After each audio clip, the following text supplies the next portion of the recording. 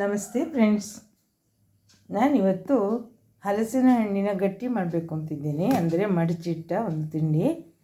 ನಾನು ಮೊದಲ ಹಲಸಿನ ಹಣ್ಣು ನಮ್ಮ ಮನೆಯಲ್ಲಿ ಆಗಿದೆ, ಅದನ್ನೆಲ್ಲ ತೋಳೆ ಬಿಡಿಸ್ಕೊಂಡು ಇಟ್ಕೊಂಡಿದ್ದೇನೆ. ನೋಡಿ, ಇಷ್ಟು ಸುಮಾರು ತೋಳೆ ಇಟ್ಕೊಂಡಿದ್ದೇನೆ. ಹಾಗೆ ಒಂದು ಸೇರಷ್ಟು ಅಕ್ಕಿಯನ್ನು ನಿನ್ನೆ ರಾತ್ರಿ ನೆನೆಸಿಟ್ಟಿದ್ದೆ. ಈಗ ಅದನ್ನು ವಾಶ್ ಮಾಡಿ ನೀರು ಸೋಸಿ ಇಟ್ಕೊಂಡಿದ್ದೇನೆ. ಈಗ ಇದಕ್ಕೆ ಉಪ್ಪು ಹಾಕ್ಕೊಂಡು ತೋಳೆಯನ್ನು ಎಷ್ಟು ಬೇಕೋ ಅದನ್ನು ಮಿಕ್ಸ್ ಮಾಡಿಕೊಂಡು ಗಟ್ಟಿಯಾಗಿ ಕಡ್ಕೊಳ್ತೇನೆ, ಅಂದರೆ ಮಿಕ್ಸಿಯಲ್ಲಿ ರುಬ್ಬಿಕೊಳ್ತೇನೆ. ನೋಡಿ ಫ್ರೆಂಡ್ಸ್, ನಾನು ಈ ಹದಕ್ಕೆ ಇದನ್ನು ರುಬ್ಬಿಕೊಂಡಿದ್ದೇನೆ. ನೋಡಿ, ಸ್ವಲ್ಪ ನೀರು ಹಾಕ್ಕೊಂಡೆ. ನಾನು ಮಿಕ್ಸಿಯಲ್ಲಿ ರುಬ್ಬುವಾಗ ತುಂಬ ಗಟ್ಟಿ ರುಬ್ಬೋಕ್ಕಾಗಲ್ಲ, ಸ್ವಲ್ಪ ನೀರಿದ್ದರೆ ಹಿಟ್ಟು ತಿನ್ನೋದಕ್ಕೂ ಚೆನ್ನಾಗಾಗ್ತದೆ. ಅದಕ್ಕೀಗ ಉಪ್ಪು ಮಾತ್ರ ಹಾಕ್ಕೊಂಡಿದ್ದೇನೆ. ಉಪ್ಪು ಮತ್ತು ಹಲಸಿನ ತೋಳೆಯನ್ನು ಮಿಕ್ಸ್ ಮಾಡಿ ಅಕ್ಕಿಯನ್ನು ರುಬ್ಬಿಕೊಂಡಿದ್ದೇನೆ.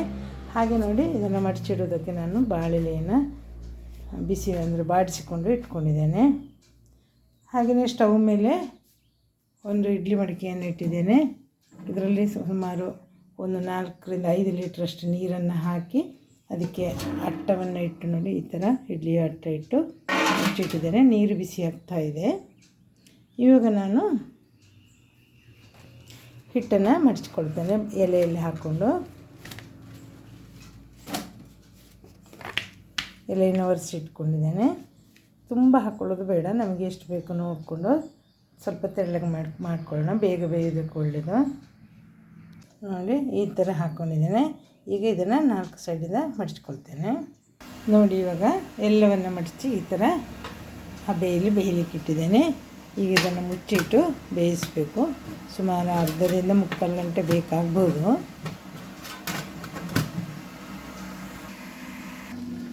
ಈಗ ಸುಮಾರು 3/4 ಗಂಟೆಯಿಂದ ಬೇಯಿಸ್ತಾ ಇದ್ದೇನೆ. ಚೆನ್ನಾಗಿ ಬೆಂದಿದೆ ಅನಿಸ್ತಾ ಉಂಟು. ಬಾಳೆಲೆ ಕಲರೆಲ್ಲ ಚೇಂಜ್ ಆಗಿದೆ ನೋಡಿ. ಈಗ ಅದನ್ನು ಒಂದು ಪೀಸ್ ತೆಗೆದು ನೋಡ್ತೇನೆ.